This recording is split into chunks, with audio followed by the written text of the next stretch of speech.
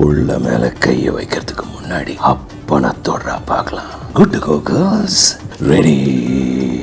ஏய் தங்கபலி, நீ என்ன சொன்ன? நான் இந்த ஊருக்குள்ள வந்தா என்ன வெட்டி பீஸ் பீஸா பார்சல் பண்ணிடுவேன் சொன்ன, ரைட்? ஏய் காமன் மேன், தலைக்கேறிடுச்சு. I love Meenamma. உம்மை பத்திரமாக அழைத்து வருவேன் என்று நானும் சத்தியம் செய்திருக்கிறேன். ஆகையினால் நீர் சற்று பேசாமல் இருந்தால் நான் என் கடமையை செய்வேன். சவுண்ட் கேட்டுச்சா? நம்ம மார்க்கெட்டுக்கு வந்துட்டோன்னு தெரியணும்ல, அப்போ சவுண்டாக சொல்லணும்ல. மும்பையை கையில் எடுக்கிறேன்னு முடிவு பண்ணப்பவே ஒவ்வொருத்தனுக்கும் சவக்குழியை தோண்டி பேரையும் எழுதியிருக்க, டேட்டை போட்டு சாச்சா. டைம் ஆகியா பஞ்சபூதங்களை சாட்சியமாக்கி அப்படி போவோம். நிறை மாத கர்ப்பிணியை விலங்கு பூட்டி விசாரணை நடத்தும் இந்த சபை எப்பொழுதோ எல்லை மீறிவிட்டதம்மா.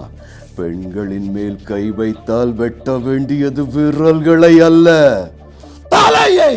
ஷாருக் சார் கேபிசி நான் பண்ணமா, ஷாருக் சாரோட கோன் பனேகா கரோர் பத்தி நான் பண்ணேன். அப்போ வந்து என்னோட வாய்ஸ் கேட்டு ரொம்ப அப்படியே இருக்கு அப்படின்னு சொல்லி சொன்னாரு. அதுக்கப்புறம் அவர் சொல்லி தான் நான் ஹாப்பி நியூ இயர் பேசினேன். அதுக்கப்புறம் பிரசாத்ன்னு சொல்லிட்டு ஒரு டைரக்டர் சொல்லி ராவன் பேசினேன். அதுக்கப்புறம் சென்னை எக்ஸ்பிரஸ் பேசினேன். அப்புறம் ஜவான் வந்து லைஃப்ல ஒரு மறக்க முடியாத எக்ஸ்பீரியன்ஸ். ஏன்னா அது வரைக்கும் நம்ம பேசின ஷாருக் சாரோட வாய்ஸ் வந்து அவரோட வாய்ஸ் ஒரு மாதிரி ரெண்டரிங் பண்ணணும் மீனம்மா அப்படிலாம் இருக்கும். ஆனால் ஜவானை பொறுத்த வரைக்கும் அட்லீஸ்ட் சார் பயங்கர தெளிவாக இருந்தார். ஷாருக் சார் வாய்ஸ் மாதிரி இருக்கணும், ஆனால் ஸ்ட்ரெயிட் படம் மாதிரி இருக்கணும். ஸோ அந்த ஜவான் டப்பிங் கிட்டத்தட்ட ஒரு 10 to 15 days அட்லீஸ்ட் சார் கூடயும் லிரிசிஸ்ட் விவேக் சார், இவங்க 2 பேர் தான் டைலாக் சொல்லி கொடுப்பாங்க. அவங்க 2 பேரும் ஒரு 10 வாட்டி சொல்லி பார்த்துப்பாங்க. அதுக்கப்புறம் இது டைலாக் ஓகேவா இருக்கான்னு கேட்பாங்க. அப்படி பேசி பேசி பேசி இப்போ லைஃபுக்கே ஒரு 2 நல்ல பிரதர்ஸ் கிடச்சிட்டாங்க, at least sir and Vivek sir. அந்த மாதிரி ஜவான் வந்து லைஃப்பில் மறக்க முடியாத ஒரு படம். ஓகே, ஏன்னா ஷாருக் சாரோட வாய்ஸாகவும் இருக்கணும். பழைய ஷாருக் சார் அந்தோட டோனு, அந்த ரெண்டரிங், அந்த ஒரு ஷட்டரிங் இதெல்லாம் இருக்காது. இந்த நீங்கள் ஜவான் நல்லா பார்த்தீங்கன்னா, ஒரு ஊரில் ஒரு ராஜா, அவன் பல போரில் தோற்று போயிருந்தான், ரொம்ப பசியோடையாக இருந்தான். புள்ள மேலே கையை வைக்கிறதுக்கு முன்னாடி அப்பனை தொடரா பார்க்கலாம். குட் கோ கேர்ள்ஸ், ரெடி? இது எல்லாமே ஷாருக் சார் மாதிரியும் இருக்கணும், ஆனால் அந்த டோன்லேயும் வந்து அந்த டெப்த் கொடுக்கணும், எல்லாமே கொடுக்கணும்.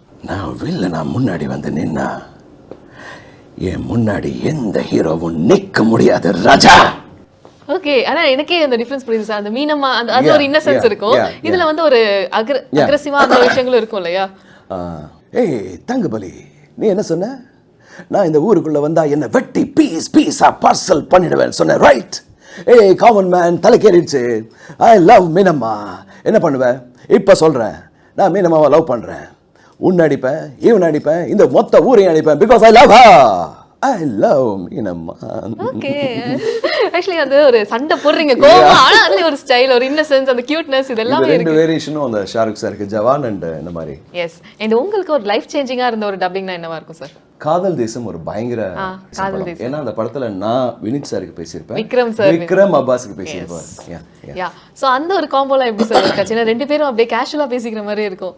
ஆமாம், பயங்கர விக்ரம் சார் எப்பவுமே வந்து நம்ம எல்லாருக்குமே தெரியும், பயங்கர டவுன் டு எர்த். அப்போ அவர் வந்து கெனி, நாங்கள் கெனி தான் எங்களுக்கு எல்லாருக்குமே பழக்கம். ஸோ அந்த டப்பிங்கை வந்து பயங்கர ஃபன்னாக இருக்கும். டப்பிங் முடிச்சோன்னா விளையாடுறதுக்கு பூல் டேபிள்லாம் விளையாடுறதுக்கு போயிடுவோம். ஸோ அது ஒரு பயங்கர லைஃப்பில் நீங்கள் கேட்ட மாதிரி லைஃப்பில் எனக்கு ஒரு அடையாளம் அப்படின்னா அந்த காதல் தேசம்.